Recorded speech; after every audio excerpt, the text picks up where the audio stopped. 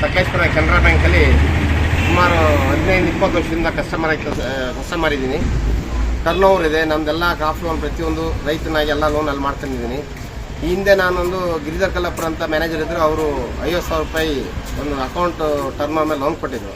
ಅದನ್ನೆಲ್ಲ ಕಟ್ಟಿ ಕ್ಲಿಯರ್ ಮಾಡಿ 3-4-5 ತಿಂಗಳು ಆಗೋಗಿತ್ತು. ಲೋನ್ ಪೆಂಡಿಂಗ್ ಇರಲಿಲ್ಲ. ಅದಾದಮೇಲೆ ನಿನ್ನೆ ದಿವಸ ನನಗೆ ಕೆನರಾ ಬ್ಯಾಂಕಿಂದ ಫೋನ್ ಮಾಡ್ತಾರೆ, 9 ರೂಪಾಯಿ 34 ಪೈಸೆ ನಿಮ್ಮ ಡ್ಯೂ ಇದೆ, ಅದನ್ನು ಬಂದು ಇಮಿಡಿಯೇಟ್ ಬ್ರಾಂಚಿಗೆ ಬಂದ್ಬಿಟ್ಟು ಕಟ್ಟಿ ಅಂತ ಕೇಳ್ತಾರೆ.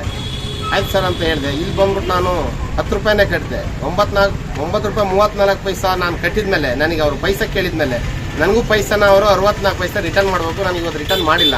ಅದ್ರ ಬಗ್ಗೆ ನಾನು ಮುಂದಿನ ದಿನಗಳಲ್ಲಿ ಏನು ಮಾಡಬೇಕು ಅಂತೇಳಿ ನಾನು ಬ್ಯಾಂಕಲ್ಲಿ ಬ್ಯಾಂಕಲ್ಲಿ ಹೇಳ್ತಾರೆ ಅದು ನಾವು ಮಾಡಿರೋದಲ್ಲ, ಕಾಲ್ ಸೆಂಟ್ರಿಂದ ಮಾಡಿರೋದು, RBI ರಿಸ್ಟ್ರಿಕ್ಷನ್ ಇರುತ್ತೆ ಅಂತ.